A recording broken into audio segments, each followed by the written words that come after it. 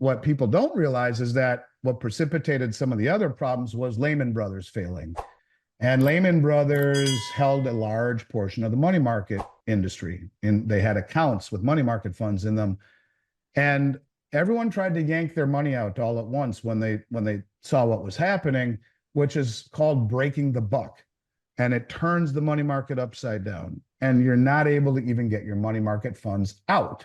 Or you can rather, you can get them out, but it will be less than what you paid, maybe a lot less. What you put into it is this conservative deal, right? I kind of just Freudian slipped that and gave you a little foreshadowing. So what did they do? Well, they imposed right alongside bank bailouts quietly, don't tell anyone, money market gating legislation. I see. So if the ship starts to go down, you're locked in, brother. Down with the ship you go. And that's part of the Dodd-Frank Act. And you have record participation now in the money market funds, and yet you have money market gating legislation inside of it. So I think when we talk about bank bail-ins, which are becoming something that people will be aware of, and the first people that will be aware of it will be the people at this bank in Oklahoma, because although it wasn't bailed in, they're going to be aware of FDIC limits and the fact that unlike Silicon and Signature, when everyone got all their money back, may not be the case here. You may get that other 50% back as the assets are sold. Read the Dodd-Frank Act. It says the bank, the FDIC has up to 4 years to disperse these funds in an orderly fashion as those assets are sold. But here they're telling us that the assets are less than their liabilities. Well, how does that work to those uninsured deposits? In a world where over $7 trillion is currently parked in money market accounts, Andy Schectman warns that many might soon face a harsh reality. If you've got tons of money in a bank, you're out of your mind. As regional banks struggle and bail-in legislation looms, the safety net many believe they have could unravel quickly. Just imagine this. You've saved $500,000 for your dream home, only to discover that you might get back only half when the bank fails. With uninsured deposits on the line and a looming commercial real estate crisis, Schectman emphasizes that the conventional wisdom of banking safety is a myth. Are you prepared for the potential fallout? Literacy, financial literacy, and how much they want us to know. I've made a really strong drive to tell people about bank bail-ins. There's some successful business owners that I golf with twice a week. And I talk with a lot of them. None of them knew what bail-in was. These are business owners who have huge amounts of money. And think about what just happened here. If it's over the FDIC insurance limit, you might get 50% and you might not get that other 50%. So bail-ins are something people are going to learn a hard lesson on at some point. But what fewer people, even someone who is as incredibly financially literate as you are, and I've done a lot of podcasts with you, the way that you digest and explain things to me is exemplary.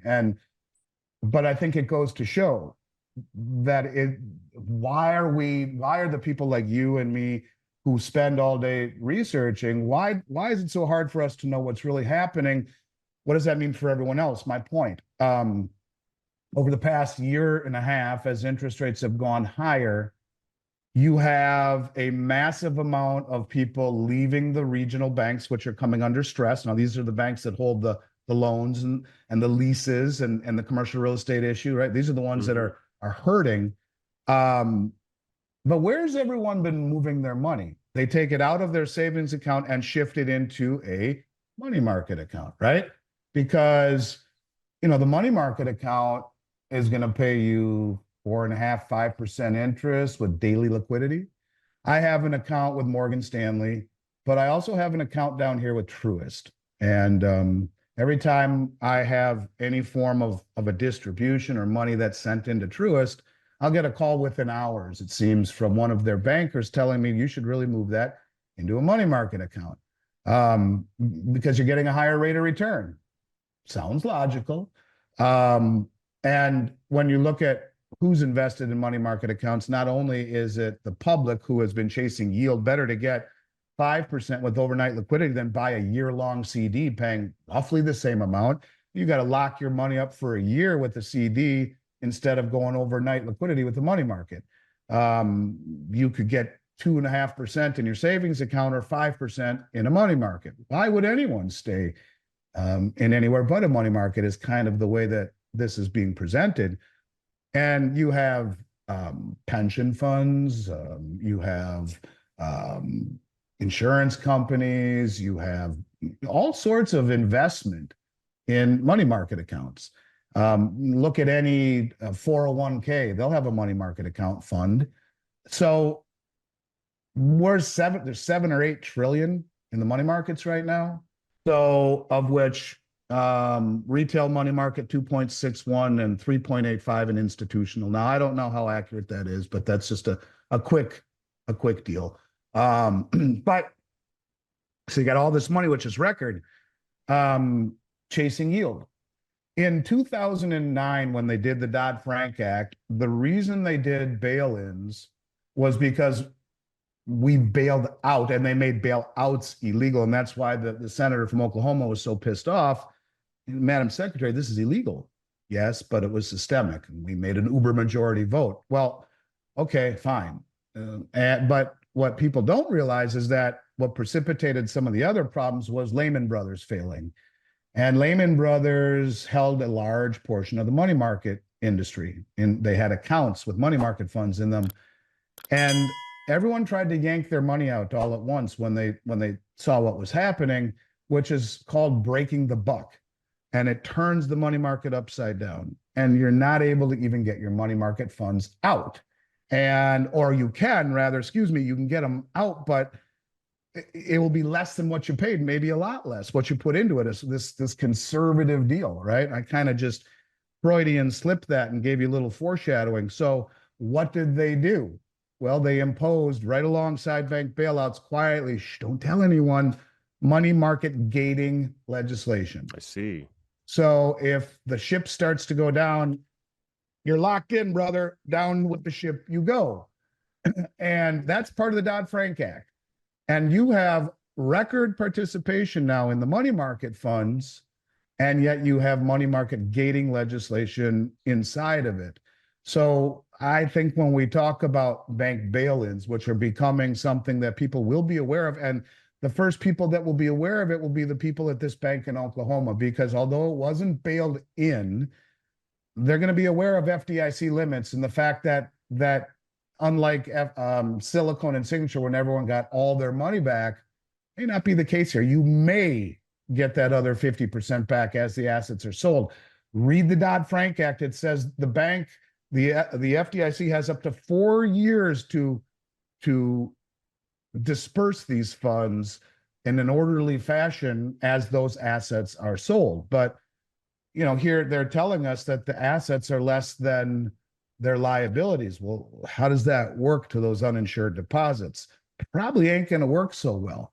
And this is just one bank, not with only 7 million in uninsured deposits. What about a bigger bank with a lot bigger portion of uninsured deposits? Like, millions and millions and millions and millions, and there are billions. There are lots of banks like that, big ones. So I guess what I'm simply saying is, could this be the beginning of this consolidation with the banks? Maybe.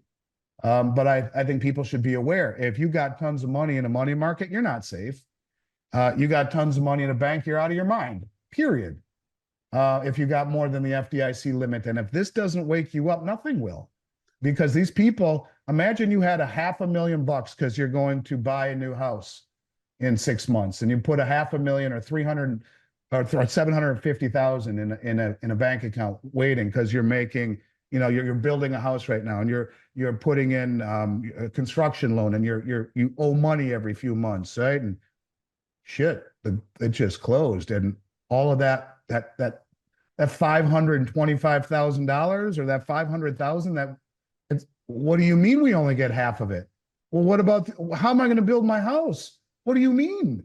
So people need to wake up. This is real. And this is just one tiny little example. And why, if this happened on Friday, does not everybody know about it? Why are they more concerned about stupid stuff the media, than telling us what is so really super important and how many people's lives have just been turned upside down. Not that many, because there's only 7 million here of uninsured deposits, which means $3.5 million plus is gone. You may get it, maybe. You may get some of it.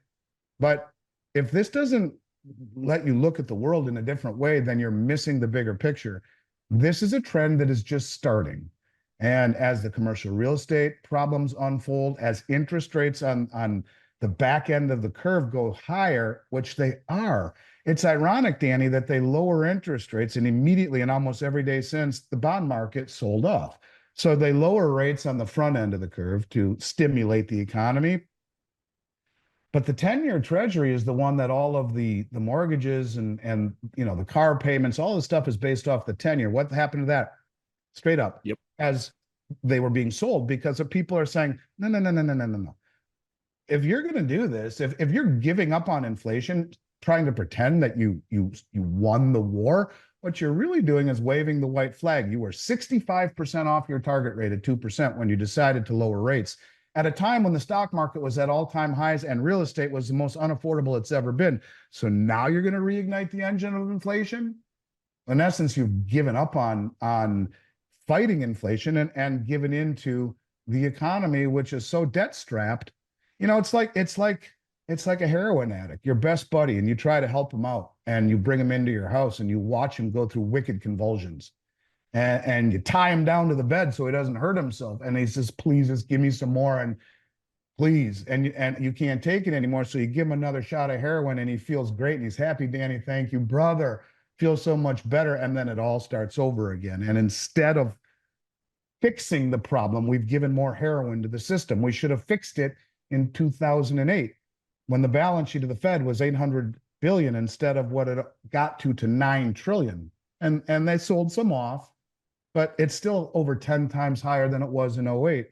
That was all heroin injections into the junky economy, and they're not learning their lessons. They're doing the same thing by lowering rates, but the world is getting wise to it. And that's why the back end sold off and rates went higher. We're not going to hold your 10-year duration. Are you out of your mind? If you're going to inflate, we need more interest. We need a greater incentive to hold your treasuries that are being inflated away. So I just think it's really important. And I wanted to lead with this because it's so underreported and yet so very important. And I think you see one major bank fail, like a big regional bank, or heaven forbid, a bank like Bank of America. Is there coincidence that Warren sold $9 billion in Bank of America stock? Is it a coincidence that they've held the largest short position for the last 2 years in silver and gold? I don't know. Maybe. I don't know. But all I'm saying is that this is far more important than the price of gold and silver, because this is everybody who has grown up since they were little kids putting nickels and dimes in a piggy bank, thinking that the bank is safe. It ain't safe. It's never been more unsafe. Now, you know about the unsettling truths behind the banking system and the potential risk to your money. If you found this information valuable, you're definitely going to want to check out our next video, where we dive deeper into the implications for your finances. Don't forget to like, comment, and subscribe to stay updated with the latest insights.